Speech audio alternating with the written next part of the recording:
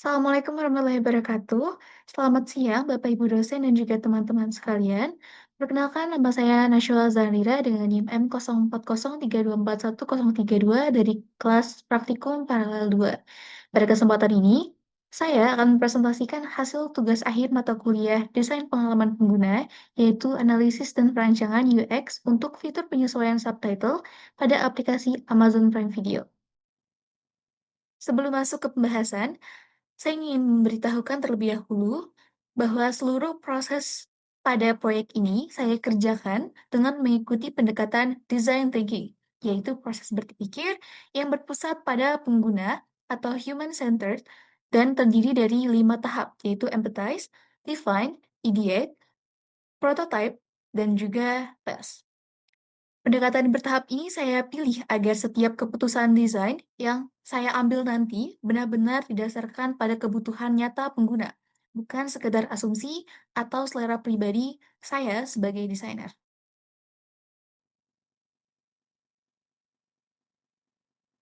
Baik, kita masuk ke latar belakang.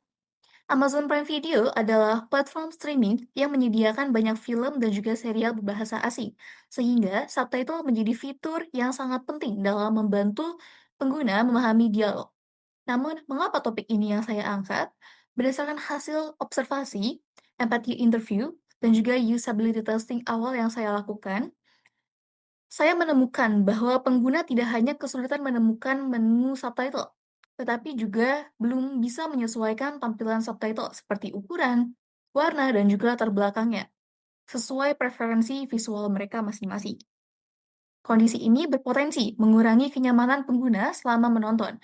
Oleh karena itu, saya melakukan redesign pada fitur pengaturan subtitle ini dengan pendekatan design thinking, dengan tujuan menghasilkan solusi yang lebih mudah digunakan, nyaman, dan benar-benar berpusat pada kebutuhan pengguna. Latar belakang ini tuh merupakan hasil dari tahap empathize dan juga define pada design thinking. Masalah tidak dirumuskan berdasarkan asumsi, melainkan berdasarkan temuan riset langsung dari pengguna atau langsung ke pengguna.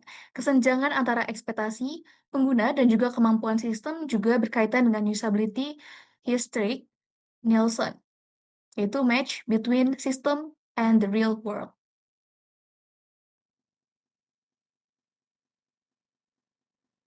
Selanjutnya kita masuk ke tujuan. Berdasarkan latar belakang tersebut, saya menyusun 4 tujuan penelitian ini. Pertama, mengidentifikasi masalah pengguna melalui empathy interview dan juga usability testing. Kedua, menentukan design opportunity berdasarkan hasil analisis. Yang ketiga, merancang prototipe solusi yang sesuai dengan kebutuhan pengguna. Dan yang keempat, mengevaluasi prototipe melalui user testing untuk mengetahui efektivitas solusi yang diusulkan. Keempat tujuan ini saya susun secara berurutan dan tidak bisa dibalik urutannya, karena setiap tahap menjadi dasar bagi tahap selanjutnya. Kita tidak bisa merancang solusi sebelum memahami masalah, dan tidak bisa menilai efektivitas solusi sebelum solusi tersebut diuji ke pengguna nyata. Baik, selanjutnya kita masuk ke produk dan task yang dipilih. Produk yang saya analisis adalah Amazon Prime Video, dengan task yang dipilih adalah mengatur dan menyesuaikan subtitle ketika video sedang diputar. Mengapa task ini yang dipilih dan bukan task lain? Karena subtitle membantu pengguna memahami dialog film berbahasa asing dan juga task ini sering digunakan oleh pengguna. Selain itu, hasil observasi yang menunjukkan bahwa masih ada kendala yang mempengaruhi kenyamanan penonton pada task ini, sehingga task ini memiliki peluang perbaikan yang jelas dan juga berdampak langsung pada pengalaman pengguna.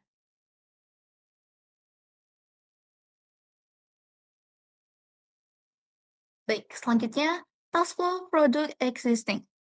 Sebelum merancang solusi, saya lebih dulu memetakan bagaimana alur pengguna menggunakan fitur subtitle pada produk existing. Alurnya adalah sebagai berikut, yaitu yang pertama, pengguna memutar video, lalu tap layar untuk memunculkan kontrol video. Kemudian mengaktifkan subtitle, lalu membuka menu pengaturan, memilih dari daftar subtitle yang tersedia, kemudian melanjutkan menonton. Mengapa saya memetakan task flow ini terlebih dahulu? Karena dari sinilah saya dapat melihat secara jelas letak keterbatasannya. Pada produk existing, pengguna hanya bisa memilih bahasa subtitle tanpa ada fitur penyesuaian tampilan seperti ukuran, warna, ataupun latar belakang. Subtitle. Nah, keterbatasan inilah yang menjadi salah satu dasar utama dilakukannya redesign, agar pengguna dapat menyesuaikan subtitle sesuai preferensi visual mereka masing-masing.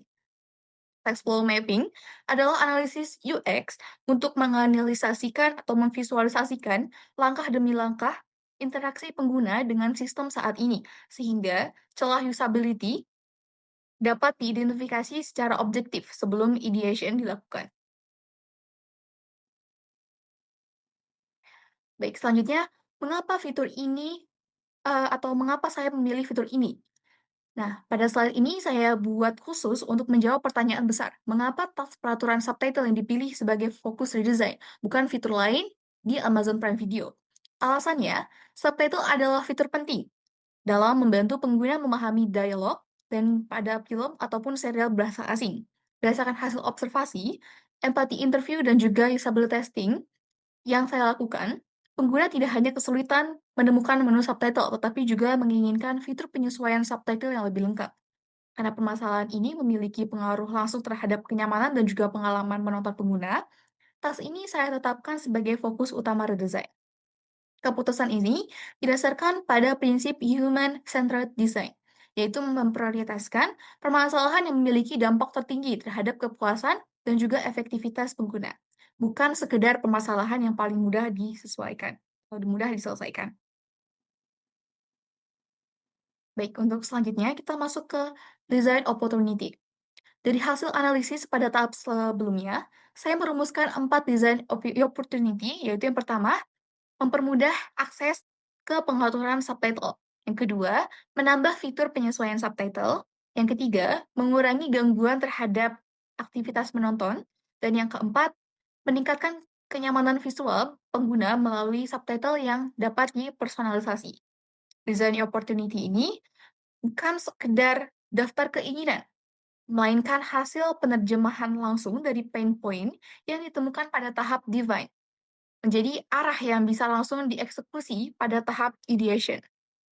Perumusan design opportunity ini menggunakan pendekatan reframing masalah menjadi peluang, sebagaimana dilakukan melalui teknik how might we dalam design thinking, mengubah pernyataan masalah menjadi pernyataan terbuka yang mengundang ide solusi. Selanjutnya, kita masuk ke metode ideation. Setelah design opportunity dirumuskan, saya masuk ke tahap ideation dengan metode brainstorming. Nah, brainstorming ini dilakukan berdasarkan pertanyaan how might we yang sudah disusun sebelumnya. Seluruh anggota kelompok mengusulkan berbagai ide solusi untuk menjawab kebutuhan pengguna. Dan ide-ide tersebut kemudian menjawab atau dikelompokkan berdasarkan tema agar lebih mudah dianalisis.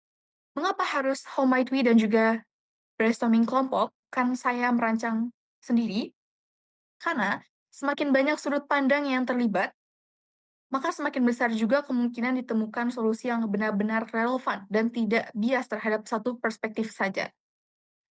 How might we merupakan teknik reframing dalam design thinking untuk mendorong ideation yang terbuka. Jadi aturan brainstorming itu menunda penilaian, mengutamakan kualitas ide, dan juga membangun ide orang lain. Baik, selanjutnya kita masuk ke hasil brainstorming. Dari proses brainstorming, dihasilkan 8 ide perbaikan. Di antaranya, memisahkan icon subtitle dari menu pengaturan lainnya. Yang kedua, menambahkan pengaturan ukuran subtitle.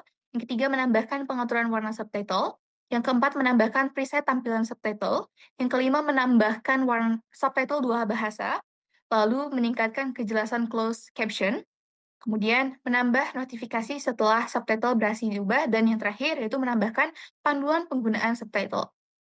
Nah, kedelapan ide tersebut kemudian saya kelompokkan atau clustering ke dalam 5 kategori utama, yaitu discoverability dan navigation, kemudian customization dan juga personalization, lalu subtitle experience dan juga display, lalu accessibility dan clarity, dan terakhir sistem feedback. Nah, mengapa perlu saya kelompokkan? Karena dengan mengelompokkan ide-ide yang sejenis, saya bisa melihat tema mana yang paling dominan dan paling relevan untuk diprioritaskan pada tahap pengambilan keputusan berikutnya. Proses pengelompokan ide ini menggunakan teknik affinity diagramming, yaitu metode sintesis kualitatif untuk mengorganisasikan sejumlah ide ke dalam kategori tematik agar lebih mudah dianalisis dan juga diprioritaskan. Baik, selanjutnya kita masuk ke alternatif solusi. Dari 5 kategori tersebut, saya menyusun 3 alternatif solusi untuk dibandingkan. Alternatif pertama, menambahkan shortcut subtitle pada video player. Kelebihannya menu subtitle lebih cepat ditemukan, tapi belum menyelesaikan kebutuhan personalisasi subtitle. Alternatif kedua, menambahkan beberapa preset subtitle. Mudah digunakan dan juga cepat diterapkan, namun pengguna tidak dapat mengatur subtitle sesuai preferensi pribadi. Alternatif ketiga, dan yang saya pilih yaitu menambahkan halaman penyesuaian subtitle, yaitu memberikan fleksibilitas penuh untuk mengatur ukuran, warna, dan juga latar belakang, serta preview subtitle, meskipun membutuhkan satu langkah tambahan sebelum pengguna kembali menonton. Mengapa saya tetap memilih alternatif ketiga meskipun ada langkah tambahan? Karena trade-off satu langkah tambahan ini jauh lebih kecil dibandingkan manfaat fleksibilitas penuh yang dapat atau yang didapat pengguna. Perbandingan alternatif dengan analisis kelebihan kekurangan merupakan langkah evaluasi konsep pada tahap ideate, yaitu sering menggunakan lensa feasibility, desirability, dan juga viability untuk memilih solusi yang paling seimbang antara kebutuhan pengguna dan juga kompleksitas implementasi.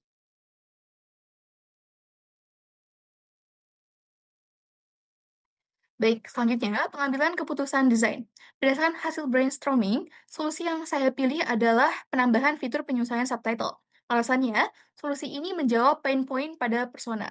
Sesuai dengan hasil empati interview, mendukung hasil How Might We, memberikan fleksibilitas pada pengguna dan meningkatkan kenyamanan visual saat menonton. Saya sengaja tidak mengambil keputusan hanya dari satu sumber data saja. Keputusan ini diambil karena didukung oleh beberapa sumber data yang berbeda secara bersamaan, persona, hasil interview, dan juga home might we, sehingga solusi ini tuh lebih dapat dipertanggungjawabkan dibanding jika hanya didasari pada satu opini saja. Pendekatan pengambilan keputusan dengan menyilangkan beberapa sumber data itu merupakan bentuk triangulasi dan data kuantitatif atau data kualitatif. Sebuah teknik yang direkomendasikan dalam UX research untuk meningkatkan validitas keputusan desain. Selanjutnya kita masuk ke solusi desain.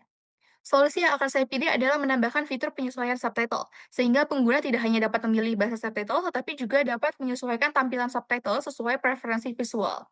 Fitur yang ditambahkan meliputi pengaturan subtitle, pengaturan warna, pengaturan latar belakang, dan juga preview subtitle. Solusi ini saya pilih karena mampu menjawab kebutuhan pengguna akan subtitle yang lebih nyaman dibaca dan juga dapat dipersonalisasi. Bukan solusi yang hanya menambah fitur demi fitur, tapi solusi yang setiap komponennya bisa ditarik kembali ke pain point pengguna yang sudah teridentifikasi sebelumnya. Baik, selanjutnya value yang diberikan kepada pengguna. Dari solusi tersebut ada 4 value utama yang saya berikan kepada pengguna. Pertama, subtitle dapat dipersonalisasi sesuai preferensi visual. Yang kedua, pengguna dapat melihat hasil perubahan melalui pratinjau subtitle secara langsung. Yang ketiga, pengaturan subtitle menjadi lebih fleksibel dibandingkan produk existing. Dan yang keempat, pengalaman menonton menjadi lebih nyaman dan sesuai kebutuhan pengguna. Saya secara khusus menonjolkan fitur pratinjau langsung ini karena tanpa umpan balik visual yang instan, pengguna akan sulit menilai apakah pengaturan yang mereka pilih sudah sesuai sebelum mereka tuh melanjutkan menonton gitu.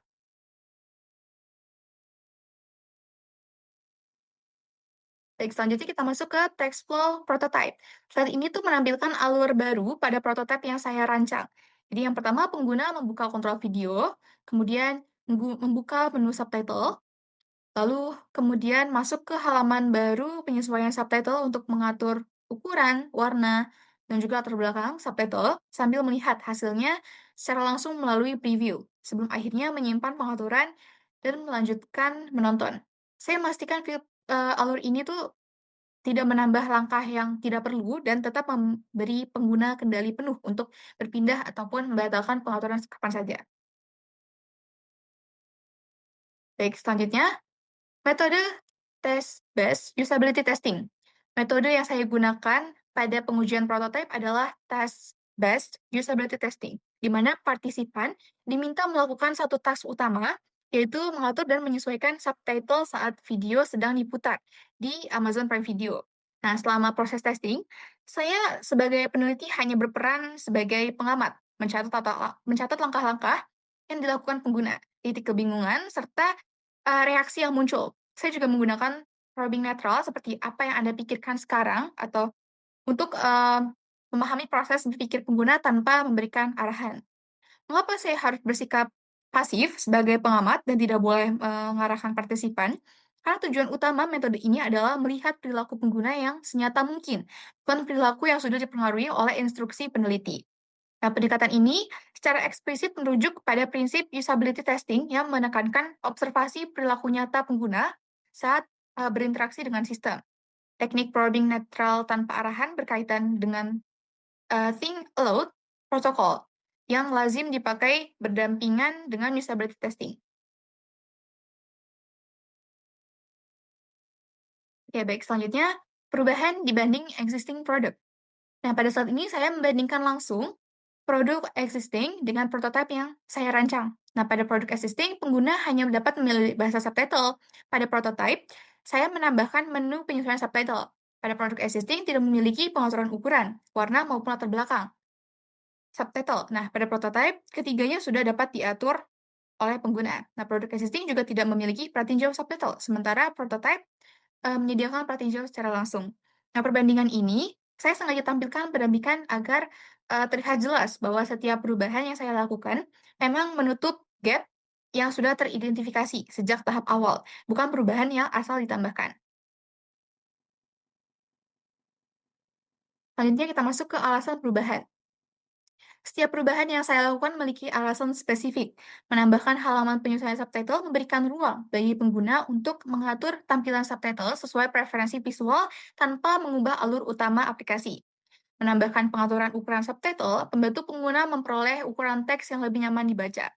Menambahkan pengaturan warna subtitle meningkatkan keterbacaan subtitle pada, berbagai kondisi tampilan video. Kemudian menambahkan pengaturan latar belakang subtitle membantu meningkatkan kontras sehingga subtitle lebih mudah dibaca. Dan menambahkan perhatiin jawab subtitle memberikan umpan balik secara langsung, sehingga pengguna dapat melihat hasil perubahan sebelum kembali menonton. Perbaikan ini merefleksikan penerapan usability heuristic Nielsen. Kustomisasi untuk kebutuhan pengguna yang berbeda-beda dan juga visibility of system status, yaitu feedback melalui preview, serta prinsip kontras text stutter dari pedoman aksesibilitas untuk memastikan keterbacaan bagi pengguna dengan kebutuhan visual berbeda. Baik, selanjutnya hubungan solusi dengan pengguna atau dengan persona. Untuk memastikan solusi ini tidak melenceng dari kebutuhan pengguna, saya memetakan kembali setiap pain point pada persona dengan solusi yang saya rancang. Yaitu yang pertama, subtitle kurang nyaman dibaca dijawab dengan pengaturan ukuran subtitle. Tampilan subtitle kurang sesuai preferensi dijawab dengan pengaturan warna subtitle. Kesulitan membaca subtitle pada kondisi tertentu dijawab dengan pengaturan latar belakang subtitle. Dan keinginan pengguna untuk mengetahui hasil perubahan sebelum melanjutkan menonton dijawab dengan perhatian jawab subtitle. Pemetaan satu-satu ini penting agar tidak ada fitur pada prototype yang sifatnya nice to have, tanpa dasar kebutuhan pengguna yang jelas. Baik, selanjutnya desain sistem dan juga UX principle. Pada slide ini, secara eksplisit menjelaskan 5 prinsip UX yang menjadi dasar teori perancangan prototipe ini, berserta bagaimana masing-masing prinsip diimplementasikan. Pertama, visual hierarchy. Pengaturan subtitle saya susun secara berurutan sehingga mudah dipahami pengguna dari elemen yang paling penting hingga yang sifatnya pelengkap. Kedua, konsistensi. Warna, icon, dan juga komponen pada prototipe mengikuti gaya visual dari Amazon Prime Video yang sudah ada, agar tetap familiar bagi pengguna. Yang ketiga, affordance. Komponen pengaturan menggunakan elemen antarmuka yang mudah dikenali, sehingga pengguna memahami fungsi setiap pilihan tanpa memerlukan instruksi tambahan. Yang keempat, feedback. Pratinjau subtitle memberikan umpan balik secara langsung terhadap setiap perubahan yang dilakukan pengguna. Yang kelima, accessibility. Penambahan pengaturan ukuran, warna, dan juga latar belakang subtitle membantu pengguna dengan kebutuhan visual yang berbeda-beda. Setiap prinsip pada slide ini merujuk pada teori yang berbeda dan juga eksplisit. Yang pertama, visual hierarchy mengacu pada prinsip persepsi visual Gestalt dan juga Krug. Don't make me think. Nah, yang kedua, konsistensi itu mengacu pada usability heuristic Nielsen, konsistensi and standards. Nah, yang ketiga, affordance mengacu pada konsep affordance dan signifier oleh Don Norman. Lalu yang keempat, feedback mengacu pada prinsip feedback Norman sekaligus usability heuristic Nielsen, yaitu visibility of system status. Dan yang kelima, accessibility mengacu pada pedoman web content accessibility guidelines.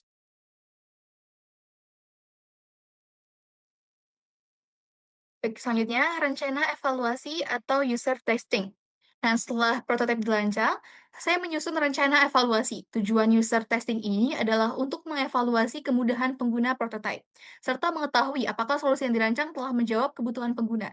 Nah, metode yang digunakan adalah remote-based unmoderated usability testing menggunakan platform Maze dan Figma. Partisipan yang dilibatkan berjumlah 4 sampai 5 pengguna berusia 18 sampai 45 tahun dan sudah terbiasa menggunakan platform streaming serta subtitle. Saya memilih metode unmoderated ini karena ingin melihat perilaku pengguna paling alami tanpa kehadiran peneliti yang bisa mempengaruhi cara mereka berinteraksi dengan prototipe. Metode remote unmoderated testing ini direkomendasikan oleh Nielsen Norman Group untuk validasi usability yang cepat dan scalable tanpa moderator langsung. Jumlah partisipan didasarkan pada temuan Nielsen dan uh, Landover bahwa pengujian dengan minimal 5 pengguna dapat menemukan sekitar 85% permasalahan usability. Selanjutnya, metrik dan teks pengujian. Metrik yang saya gunakan untuk mengukur keberhasilan pengujian adalah teks success rate, time on text, learnability, error rate, dan juga user satisfaction. Sementara teks yang diujikan kepada partisipan meliputi membuka kontrol video, menemukan menu subtitle, memilih bahasa subtitle, membuka penyesuaian subtitle, mengubah ukuran, warna, dan juga latar belakang subtitle, hingga melanjutkan aktivitas menonton. Nah, kelima metrik ini yang saya pilih ini, karena masing-masing mengukur aspek yang berbeda dari pengalaman pengguna. Bukan hanya soal berhasil atau tidak, tapi juga seberapa cepat, seberapa mudah dipelajari, dan seberapa puas pengguna terhadap prosesnya. Selanjutnya, skenario penguji. Skenario pengujian ini saya susun secara rinci. Tasknya adalah mengatur dan menyesuaikan subtitle saat video diputar. Metodenya yaitu remote-based unmoderated, usability testing menggunakan Maze dan juga Figma, dilakukan secara daring atau remote menggunakan perangkat tablet atau laptop milik partisipan. Berdurasi kurang lebih 3-5 menit per partisipan dan partisipan diminta menyelesaikan tersebut secara mandiri tanpa pendampingan langsung. Nah, detail, skenario ini saya susun agar pengujian dapat diulang dengan kondisi yang setara jika suatu saat dibutuhkan pengujian lanjutan dengan partisipan lain.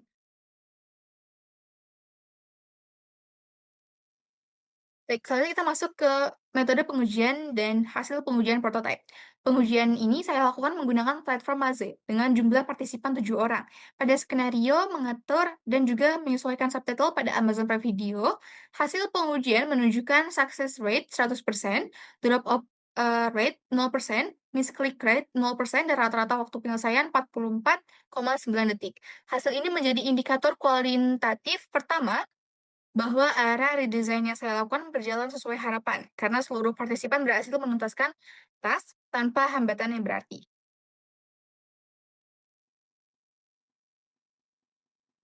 Selanjutnya, hasil opinion scale. Nah, selain metrik objektif, saya juga mengukur opini subjektif partisipan melalui skala 1 sampai 5. Hasilnya, menu subtitle mudah ditemukan mendapat nilai rata-rata 4,9 dari 5. Icon subtitle mudah dipahami, 4,9 dari 5, tampilan penyesuaian mudah digunakan, 4,9 dari 5, dan kepuasan keseluruhan mencapai 5 dari 5.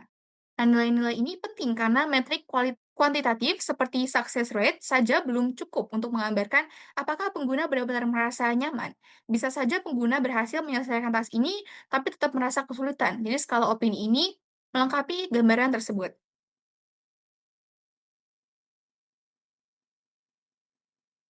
Baik, selanjutnya, insight atau UX issue.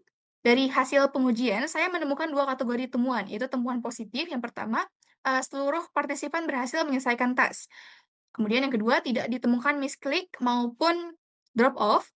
Yang ketiga, pengguna dapat menemukan menu subtitle dengan mudah. Dan yang keempat, pengguna merasa puas terhadap pengalaman penggunaan prototype. Namun, ada juga temuan yang perlu diperhatikan bahwa masih terdapat satu partisipan atau 14% dari yang memberikan nilai 4 atau setuju pada aspek kemudahan pengguna, bukan nilai maksimal. Saya sengaja tidak menyembunyikan, temuan minor ini, karena hal ini menunjukkan masih ada ruang untuk meningkatkan kejelasan antarmuka bagi sebagian pengguna, meskipun secara keseluruhan hasilnya sudah sangat positif. Nah, triangulasi temuan positif dan temuan minor semacam ini itu merupakan praktik standar dalam pelaporan evaluasi usability, sebagaimana direkomendasikan oleh Nielsen. Laporan usability yang baik harus menampilkan seluruh temuan, bukan hanya yang mendukung solusi. Selanjutnya, severity rating. Untuk memprioritaskan temuan usability tersebut, saya menyusun severity rating pada aspek navigation. Tidak ditemukan masalah karena seluruh partisipan berhasil menemukan menu subtitle, sehingga severity-nya 0.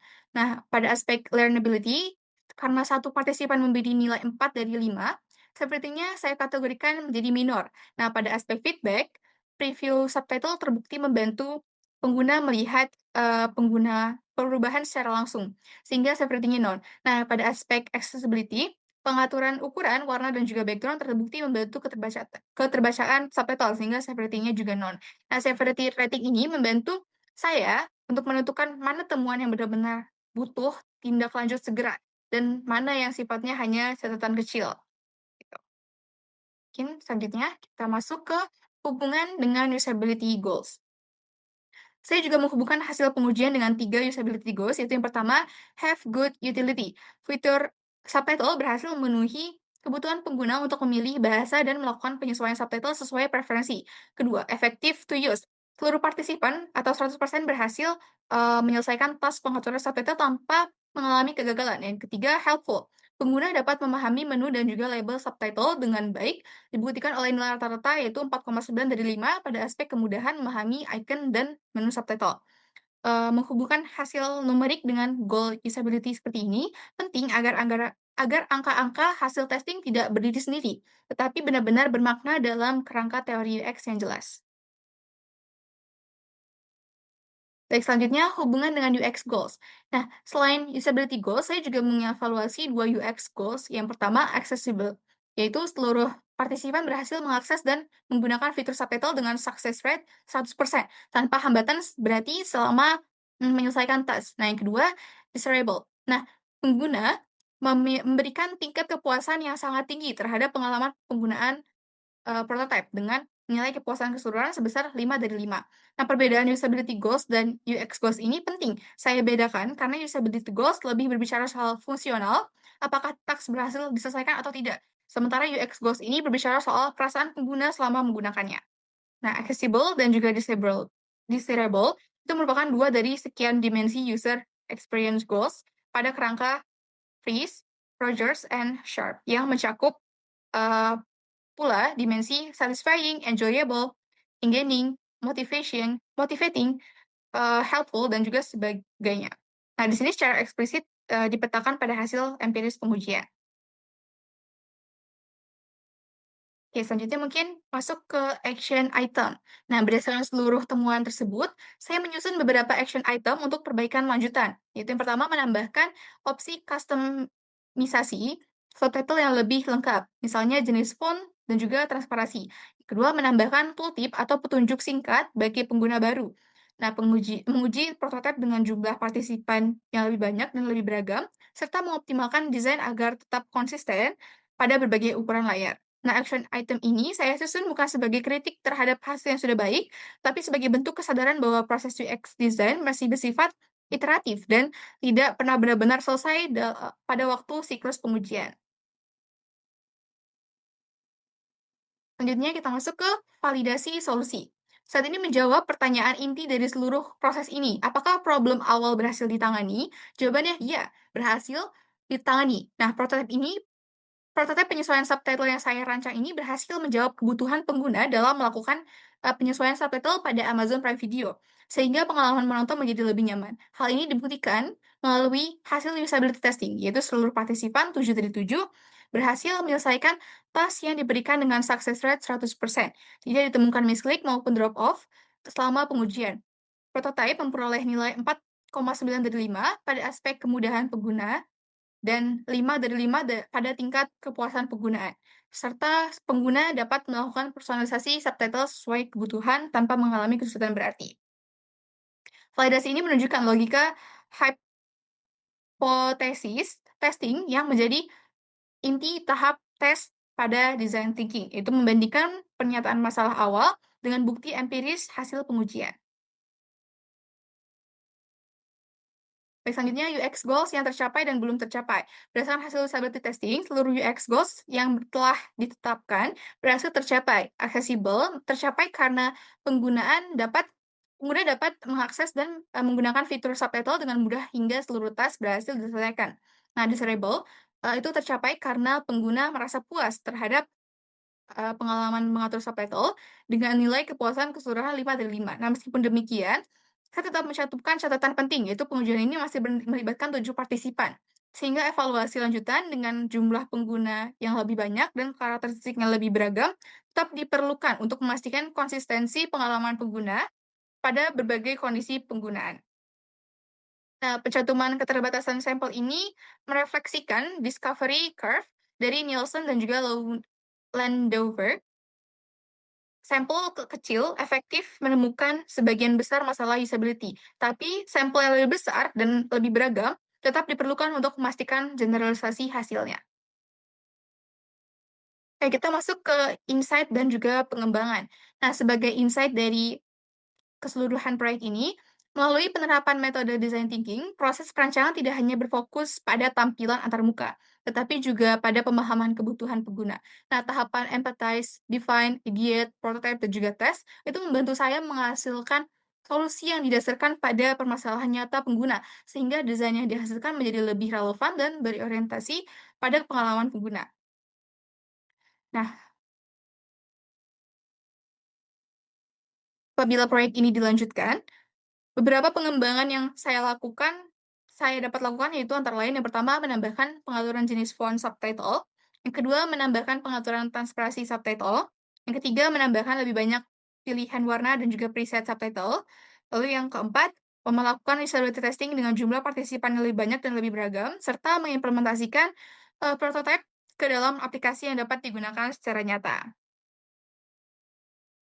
Nah, insight dan rencana pengembangan lanjutan ini mencerminkan sifat iteratif pada proses desain, sejalan dengan model double diamond, di mana hasil dari satu siklus atau develop deliver menjadi bahan masukan bagi siklus discover define berikutnya. Nah, menegaskan bahwa UX design bukan proses satu kali jadi, melainkan penyempurnaan berkelanjutan. Oke, selanjutnya kita masuk ke kesimpulan. Sebagai penutup pembahasan, saya menyimpulkan bahwa prototipe penyesuaian subtitle ini berhasil meningkatkan pengalaman pengguna dalam mengatur subtitle pada Amazon Prime Video. Berdasarkan hasil usability testing, seluruh partisipan berhasil menyelesaikan teks dengan success rate yaitu 100%, tanpa ditemukannya misklik maupun drop off. Nah, selain itu, hasil evaluasi menunjukkan tingkat kemudahan pengguna dan juga kepuasan pengguna yang tinggi. Nah, dengan demikian, solusi yang saya rancang dinilai mampu menjawab permasalahan pada produk existing dan mendukung terciptanya pengalaman pengguna yang lebih baik. Kesimpulan ini merupakan sintesis akhir dari seluruh siklus atau human center design. Nah, identifikasi masalah, perumusan desain, opportunity, perancangan solusi, hingga validasi melalui pengujian yang menunjukkan bahwa proses ini telah berjalan secara utuh dan konsisten dari awal hingga akhir.